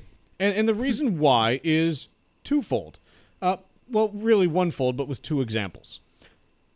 Just because something is plant-based doesn't mean it's good for you. Mark, do you ever sit down and you're like, man, a real healthy meal tonight would be a whole bag of Ruffles? No. Not in Having advance. said that, occasionally I might eat like a quarter bag of Ruffles just because it gets away from you. And you're like, okay, when I'm dipping it in the hell of a good dip, it's kind of hard to put down. Like, I get it. But potato chips, plant-based, not great for you. So just because something is plant-based doesn't mean it's good. More examples of this? I've said it before, I'll say it again. Cocaine. Not good for you, but plant-based. So just because something is plant-based doesn't inherently mean that it's good for your health. In fact, it can actually mean that it's terrible for your health in some cases. My argument is more, look, we just don't know on this stuff because it's all brand new. Like, it was like reformulated pea protein that they put into these burgers. I have no idea if that's good for you or not. Loaded with sodium, it seemed like. Well, look, eating potatoes is just fine for you. When you put them in a deep fryer, it no longer is. So I have no idea if the way that they make these, Impossible or Beyond Meat things is any good for you. And the other piece is, look, ultimately, when it comes to food, who is the person that's buying these meat substitutes? Because I know a number of vegetarians. I have a couple of vegetarians in my family. And I've asked them about this because, they'll come over and I say, hey, like, we're doing burgers. What can I get for you? And they'll say, can you get me one of, these veggie burgers from this company? And I've asked them, like, well, why don't you want, what about, like, the Beyond Meat or the Impossible Burger? What's the deal? And part of their answer is, I don't like meat or I don't want to eat meat. I want something that is different. So when the vegetarians are saying, hey, I don't want to eat this, and the meat eaters are saying, well, this is fine, but I'd rather have the meat, the question that I have on some of this is, like, who's the market for? Like, who's going to buy this if the meat eaters and vegetarians don't want it? So what do they request from you if you were hosting a barbecue and they didn't want that stuff? What do they want? What's the name of it? It's lettuce? No, like a veggie burger. Oh, okay. Like an actual veggie burger. Yeah. Like black bean veggie burger. I forget the name. It's something Farms, like Green Star Farms or Golden Shire Farms or something like that. You can probably... Amy's Organic. Is it Morning Star Farms? Morning Star Farms. That's the one. Yeah. That's the one. And it's just like, it's an actual veggie burger because that's what they want to eat. And I'm not going to be like, no, like, you're eating the wrong veggie. Like, how the heck do I know? Like, so the actual, like, plant-based burger substitute, I just don't know who the market is for. Your thoughts, Mark? I'm not thinking about food right now, Chuck, as I had an adverse food experience in the past 12 or so hours. That's fine. That's fine. I sympathize, though. I like innovation. Innovation is mostly failure. So I know I don't mean to take a serious turn on a lighthearted subject. No, it is. But it's true. Mostly failure. It's true. They gave it a shot. The stuff I'm interested in, quite honestly, and probably anyone who's still listening is going to be like, Chuck, what the heck are you talking about? I'm very interested in the prospects for lab-grown meat. Just to see what it's like. Yeah. Where you're actually growing, like, muscle cells. How could it taste any different? It is the same thing. It can taste it. It can. Okay. I don't know. I don't know. Isn't it the same thing? It doesn't have the same chemical and other properties? But do you have, like, the exact same texture and everything? Do you get, like, the striations in the muscle that you get, the same way? Is the fat marbled the same way that it is probably in a real animal? No, it's probably But I'm curious about this just because, hey, sometimes there is a way to build a better mousetrap. And that, to me, is more interesting than plant-based meat. Who is it that came out with the meat-based carrot? Was that Arby's? Somebody I'm pretty sure it was Arby's who came out with the meat-based carrot. It was Arby's. Yeah. 2019. Yeah. Yeah, that I would have tried. I think it was a very limited time only, but I would have given that a run. Arby's, by the way, criminally underrated as a. I've never had Arby's. You've never had Arby's? There's nothing around here, and I've heard it is overrated. So you've heard it's overrated? Yes. Yeah. Oh no, I think it's underrated. Okay. Well, we'll meet in the middle, I guess. The sauces are quite good, I think. Well, if you're basing your roast beef off of sauces, then maybe it's not the best roast beef. Well, just a thought. It's fast food roast beef. I mean, it is what it is. Like, you've got to temper your expectations. You don't go in there expecting Capital Grille. Right. You know? I got you. Somebody says Dr. Prager veggie burgers are good. Sure, I can buy that. Totally. I don't know. Yeah, but I just think that on the whole plant-based meat thing, I've always struggled to be like, who is the market for this? And it seems like that's the case. I mean, now that, Beyond Meat is where it is, Impossible Foods, did they IPO? No, I don't think so. They didn't. Are they owned by someone? But it just doesn't seem like there's a lot of meat on that bone, if you will. So, I don't know.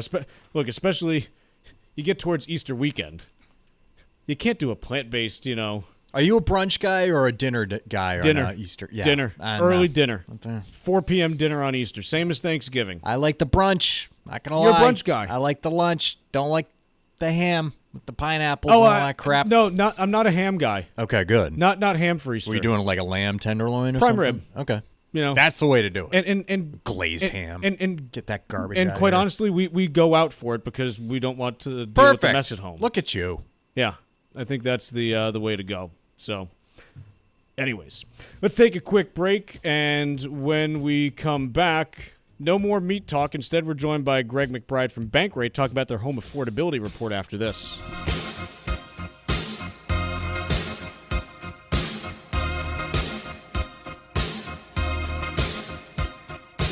Bringing the latest financial news straight to your radio every day. It's the Financial Exchange on the Financial Exchange Radio Network. Consistently voted one of the top Caribbean destinations, the United States Virgin Islands is the perfect place for your next vacation. Whether you're looking for a romantic getaway, a long weekend with friends, or a family vacation, St. Croix, St. Thomas, and St. John have everything you need to enjoy that special time away from home. Take advantage of a variety of incredible promotions that are available right now. Go to visitusvi.com/promotions, where you'll find the details about all of these amazing experiences, including a stay at the Divi Carina Bay all-inclusive beach resort and casino on St. Croix.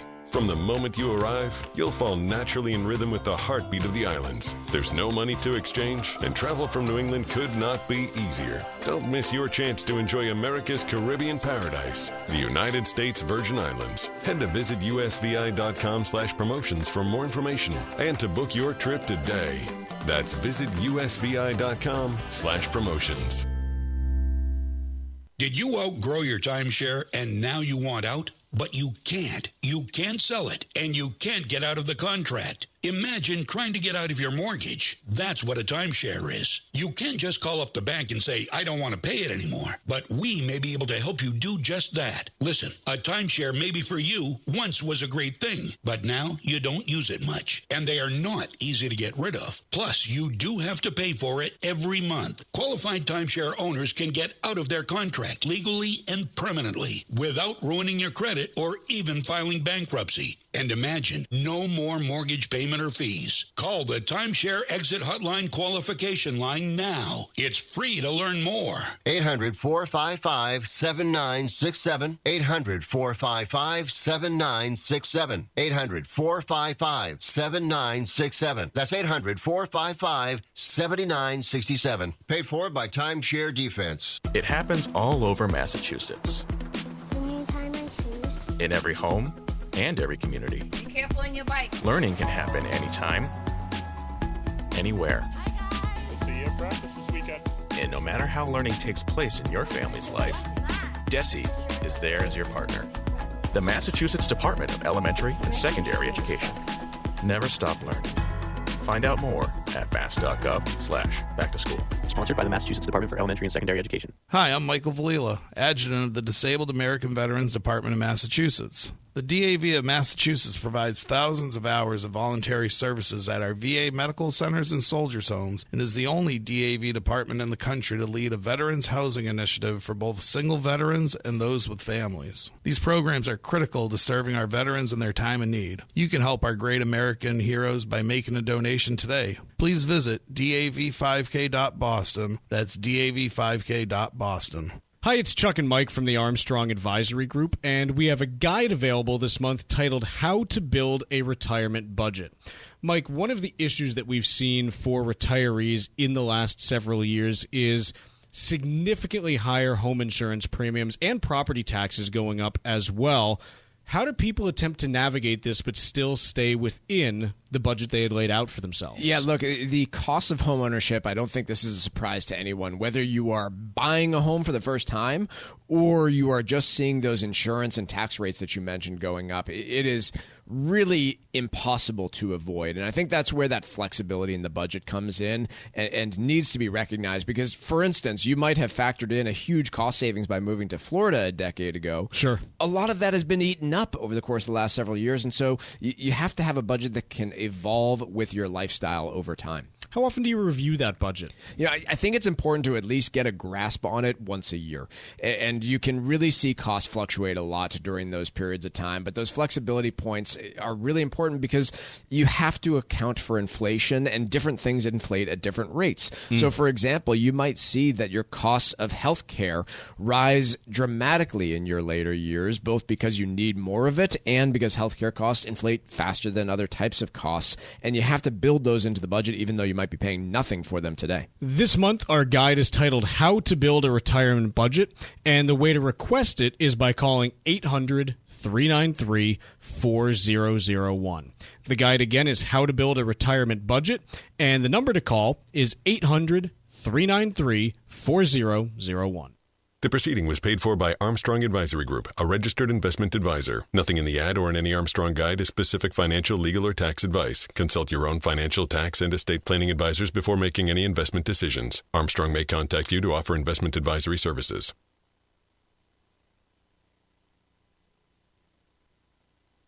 The Financial Exchange Show podcast drops every day on Apple, Spotify, and iHeartRadio. Hit that subscribe button and leave us a 5-star review. You're listening to the Financial Exchange Radio Network. The Financial Exchange is a proud partner of the Disabled American Veterans Department of Massachusetts, and you can register right now for this year's 5K at Castle Island by visiting dav5k.boston. The event will sell out again, so if you're interested in participating, now's the time to reserve your spot.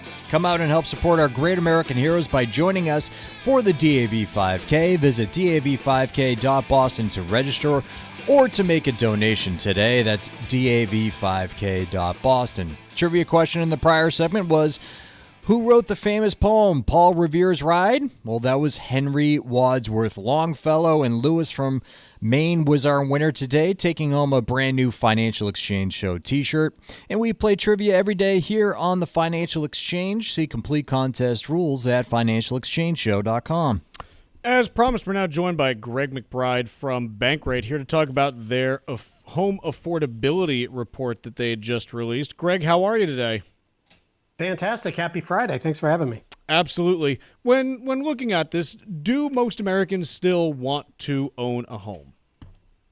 Yes, it is overwhelmingly considered part of the American dream and outranking anything else. And affordability challenges notwithstanding, that desire has actually gone up. We found 82% of Americans this year say that they consider homeownership to be part of the American dream. That's up from 78% last year.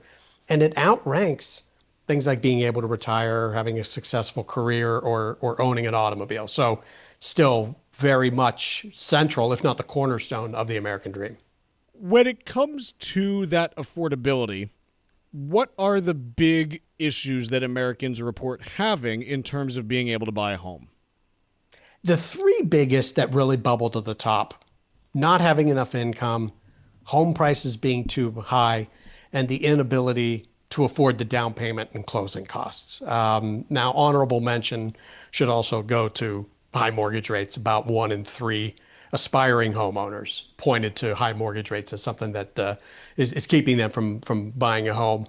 One of the, I think, a little bit more surprising was only about 1 in 6 pointed to the lack of inventory of available homes. That situation has improved, certainly.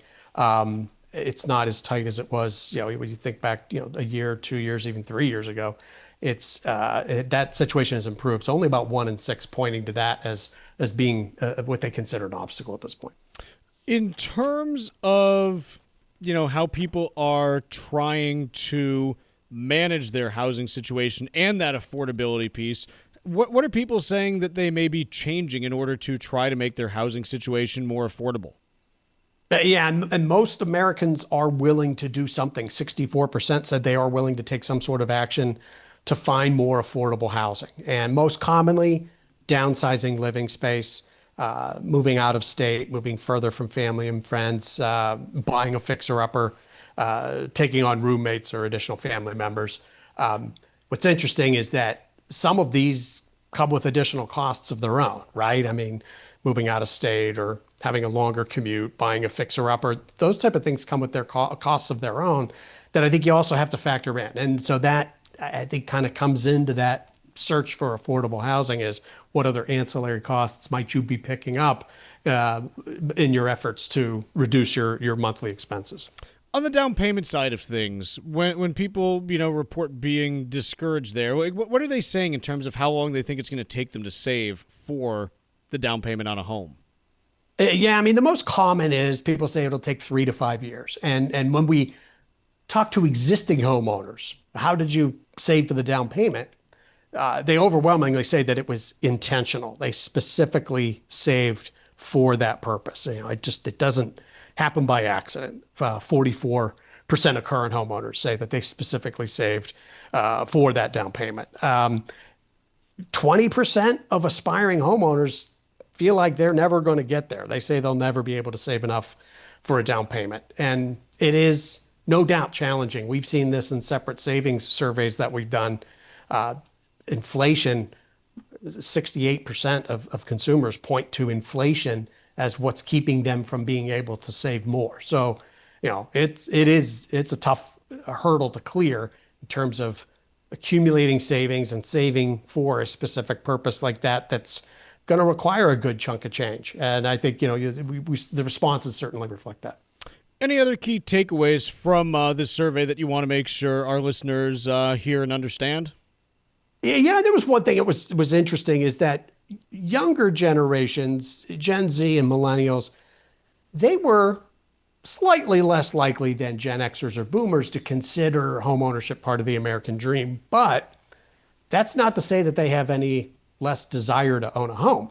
Their desire to own a home is actually higher. And when we surveyed non-homeowners of the different generations, only 4% of Gen Zers and 8% of millennials say that they never want to own a home under any circumstances. And that's lower than what we find among non-homeowners in Gen X and baby boomers. So they don't necessarily view it as a part of the American dream to the same extent, but the desire to own a home is very much there, and it's actually higher than their older counterparts. Very good. Greg, we appreciate you joining us today. Thank you so much for the time, and we will catch up with you soon. Always a pleasure. Thanks for having me. That is Greg McBride from Bankrate talking about the latest data out of their home affordability survey that they conducted. Tucker, I can't remember. Did we do trivia answer? We did, yeah. We already did? Yeah. Okay. So we did some trivia. We gave the trivia answer already. Sticking with a little bit of housing information, some signs in March that you had a little bit of a slowdown in construction. Housing starts dipped to a 1.32 million annualized pace from 1.49 million previous. This despite, March March had, better weather and things like that than February nationwide, and so you would have expected a little bit of an uptick. But what we've been hearing from publicly traded home builders, they're starting to curtail their activity a little bit, maybe a 5 to 10% reduction in the amount of construction that they're doing. They don't represent, the biggest chunk of the home construction that happens in the U.S. just because even the big ones, it's still a very diverse market in terms of there's not too much concentration there. But when you see the big ones pulling back, they generally have more levers to pull than the smaller home builders, the individuals that are going and building, 1 or 2 homes a year, 5 to 10 homes a year. The ones that are building, 40,000 homes a year, they've got more levers they can pull. So if they're starting to pull back, what does it tell you about what the small builders may be doing? And we're starting to see some signs that you may be having a bit of a slowdown on that side of things. It's just 1 month, but it bears watching going forward to see if it continues. The counter to it, building permits rose by about 1.6% from the previous month. So even though fewer new starts, builders still pulling permits at a pretty good clip, and that's something that you could view as, okay, maybe it's a little bit encouraging. So kind of some divergent data that we're getting there from housing at the moment, and we'll just have to see how it evolves over the next quarter or two. Let's take a quick break. When we return, we're joined by LaMonica from Barron's right after this. The global trade war is in full swing. How long will it last is anyone's guess. Keep it here for the most up-to-date information plus breaking news every day, right here on the Financial Exchange Radio Network. Consistently voted one of the top Caribbean destinations, the United States Virgin Islands is the perfect place for your next vacation. Whether you're looking for a romantic getaway, a long weekend with friends, or a family vacation, St. Croix, St. Thomas, and St. John have everything you need to enjoy that special time away from home. Take advantage of a variety of incredible promotions that are available right now. Go to visitusvi.com/promotions, where you'll find the details about all of these amazing experiences, including a stay at the Divi Carina Bay all-inclusive beach resort and casino on St. Croix. From the moment you arrive, you'll fall naturally in rhythm with the heartbeat of the islands. There's no money to exchange, and travel from New England could not be easier. Don't miss your chance to enjoy America's Caribbean paradise, the United States Virgin Islands. Head to visitusvi.com/promotions for more information and to book your trip today. That's visitusvi.com/promotions.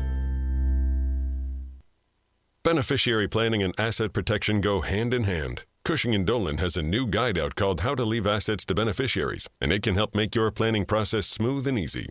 Leaving your assets to your children isn't as simple as it sounds, especially if they have problems of their own. If you're retired or nearing retirement, it's time to consider the best way to keep your assets in your family while avoiding significant financial consequences down the road. Call Cushing & Dolan right now at 866-848-5699 and get their new guide called How to Leave Assets to Beneficiaries. You'll learn which paths are the safest when it comes to protecting yourself and your children while avoiding unnecessary risks that can create substantial problems in the long run. That number again is 866-848-5699. Or you can request it online from our website, LegalExchangeShow.com. That's LegalExchangeShow.com. The proceeding was paid for and the views expressed are solely those of Cushing & Dolan. Cushing & Dolan and or Armstrong Advisory may contact you offering legal or investment services. Cushing & Dolan and Armstrong Advisory do not endorse each other and are not affiliated. One of the keys to enjoying a peaceful retirement is flexibility. Hi, this is Chuck Zodda from the Armstrong Advisory Group. Today, retirement planning involves lots of possible changes and challenges given all of the external factors that may affect your goals. So creating a budget for your retirement is vital to financial stability. Retirement comes with a number of monetary considerations, from how much money you'll need every month to managing your existing investments through market volatility. Our new guide is called How to Build a Retirement Budget, and it will offer a variety of options for your consideration that may lessen your risks when it comes to your planning. Call right now at 800-393-4001 and ask for our new guide today. That's 800-393-4001 or request it online from our website, armstrongadvisory.com. That's armstrongadvisory.com. The proceeding was paid for by Armstrong Advisory Group, a registered investment advisor. Nothing in the ad or in any Armstrong guide is specific financial, legal, or tax advice. Consult your own financial, tax, and estate planning advisors before making any investment decisions. Armstrong may contact you to offer investment advisory services. As a busy mom to 4 kids, my to-do list is full. Trying to fit in exercise, eating right, and prioritizing self-care can feel next to impossible. While we can't add more hours to the day, we do have a great resource to help. Go Red for Women has easy tips, tools, and information to help you and your family live a healthier life. So to all the moms, the aunts, the grandmothers, and amazing women out there doing it all, visit goredforwomen.org/momlife today. You take care of them, Go Red for Women will take care of you. It happens all over Massachusetts. Can you tie my shoes? In every home and every community. Be careful on your bike. Learning can happen anytime, anywhere. We'll see you at practice this weekend. And no matter how learning takes place in your family's life, DESE is there as your partner. The Massachusetts Department of Elementary and Secondary Education. Never stop learning. Find out more at mass.gov/back-to-school. Sponsored by the Massachusetts Department for Elementary and Secondary Education.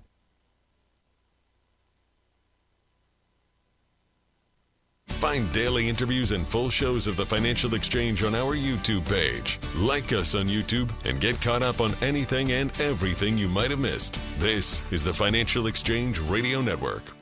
Ladies and gentlemen, the weekend.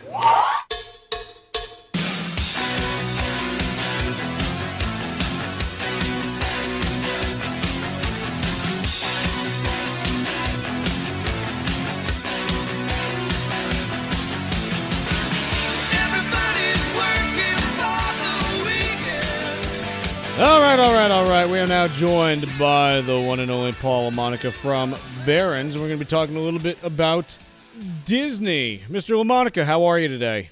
I'm good, thanks. How are you guys doing? We're doing well. What's going on at the House of Mouse? Their stock is not doing well this year. What's wrong?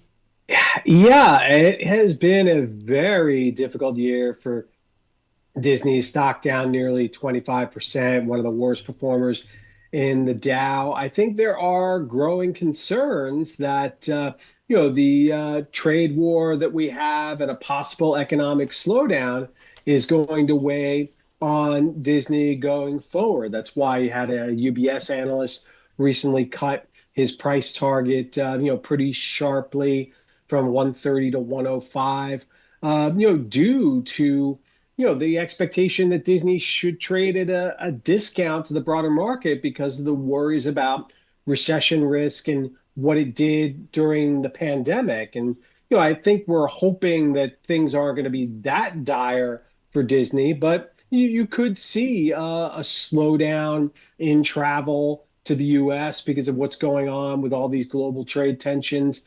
And, the ad market obviously could get hit in a recession as well. So you look at ABC, ESPN, and then the theme park business. Those are very economically sensitive businesses.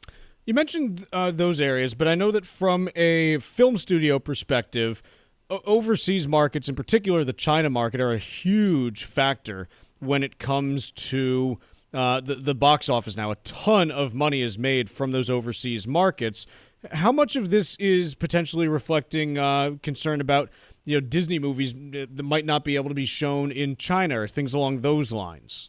Yeah, I think there is some worry about that with regards to international markets. But I think a bigger concern right now is, Captain America, Brave New World, the box office was a little bit disappointing. There was a lot of controversy about the live action Snow White and whether or not it was too woke at a time where there's a backlash to things considered too woke. So, I think it remains to be seen whether or not, Disney's box office can help even in the U.S. I mean, I think the slate of films going forward, more Marvel films, the usual Pixar slate, that should help. And, next year looks pretty promising when you consider Avengers movies coming back, as well as, the Mandalorian and Grogu movie that's going to be coming, an extension of the popular Disney Plus Star Wars show. That could be good as well. But investors might have to wait a while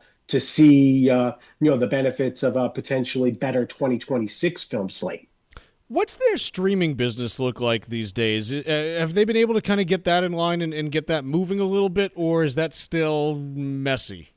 It's a little messy, but analysts are pretty optimistic that you're getting some promising results there from the bundle of Disney Plus, Hulu, and ESPN Plus. ESPN has actually been a bright spot lately with sports advertising for Disney. So, there are hopes that streaming is going to be more of a positive for Disney. But, make no mistake, they face intense competition in streaming. Just look at Netflix's results and guidance last night, and that stock up after hours. We have to wait until Monday when regular trading begins again to see what happens with Netflix stock. But that is obviously a concern for Disney investors as well. And not just Netflix, but many other media companies and Amazon, of course, too, are big rivals within streaming. But I think streaming is becoming more of a bright spot because of the bundle for Disney than it had been maybe in the past. Paul, anything else with Disney that you think is relevant to the business right now? Anything they can do to stem the tide at this point? I think a lot of it is macro. They're not going to change what's going on in Washington. So that is something that's kind of out of their control. But that's the rest. That's the same thing for the rest of corporate America. I think the hope is that if the movies start to pick up some steam and do better, you've got easy comps as well because of the strikes, in Hollywood the past couple of years, leading to a less than desirable film slate in 2024. That's something that could benefit Disney. But again, obviously, if we wind up having a recession, the ad business is going to get hit. That hurts ABC. That hurts ESPN. So a lot of it is out of their control right now. Very good. Paul, we appreciate you joining us today. Hope you have a great weekend, and we will catch up with you soon. Great. Thanks a lot, guys. That is Paul LaMonica from Barron's talking about Disney. Tucker, should we talk toll scams, TVs that read your mind, or helicopters that are being rebranded as air taxis? I think we should do the public a service here and talk about this toll scam thing, because it's getting bad. It's one of the biggest scams I've seen in my lifetime. I'll tell you, I get probably 2 or 3 of these texts a week. My wife just got one the other day. I get 2 or 3 of them a week, and they claim to be, various different toll departments, whether it's, New York or Massachusetts or Florida, whoever, it might be. And they say you've got an unpaid toll balance, you got to pay here. And it's like a small amount, too, which makes it seem like it's real. It's like, but the weird thing is like $6.99. It's like, well, why would a toll be $6.99, right? So, yeah, here's the big thing that I tell people. Whenever anyone requests money from you, whether it's over the phone, a text message, an email, whatever it might be, close whatever it is that you're doing if it's on the computer, hang up the phone, put the text message down, and go and find an actual contact number for the organization that is requesting money. If it's not an organization, if it's like a family member who you think is on the phone requesting money immediately, hang up and call them back, okay, on their actual number or something like that. Like, don't, because you can get all kinds of spoofing and there's all kinds of AI voice things that you can do now, but no one ever needs money that minute. They just don't. No one ever needs money that minute. They can wait 5 at the very least. They can probably wait an hour or even a day in most cases. So never, ever, ever, ever go and say, oh, gee, like I'm getting a text message or I got a phone call that I got to deliver this money right now. Just take a step back. I know it can be scary when it's happening, but take a step back. But this toll one, it's again, you get these like unpaid toll texts and they have a scam link in it that you click. And then your credit card information and anything else that you put in there is now in the hands of, the scammers. Yeah. And that's where things get, ugly for you. Especially it might be, hey, you're not, paying via credit card. Maybe you had to, put your bank information in there. That's a pretty significant risk that you have. So I think the big thing, take a step back, take some time, call, find an outside number that you can find from, a manual that you have in your house, a checkbook, whatever it is. Talk to someone there and see if things are legit. Beyond that, again, this toll scam is just everywhere. This piece from CNN Business says that they found one person who actually had like an unpaid toll, and it turned out that like they had an issue. But guys, like, call Easy Pass or call the Mass Toll, whoever they are. I don't even know what it would be called. Easy Pay. Easy Drive MA. Yeah, that's what. Go online, call them. Don't just accept that. Oh, like they texted me, like this must be wrong. If you're wondering if it's right or not, call them. Like, don't just ignore it completely. Find the number online of whoever is supposed to be like bringing this to you, and actually like take some time to sort through it, because these texting scams are just getting more sophisticated and more prolific. And just real quick, some of these emails are actually including tips about fraud prevention to make it look legitimate. Yeah, that's scary. It's getting to the point where I don't want to have a phone or email address anymore. I don't blame you. We're done for the day, done for the week. Hope everyone has a great Easter weekend. We'll see you back here on Monday on the Financial Exchange.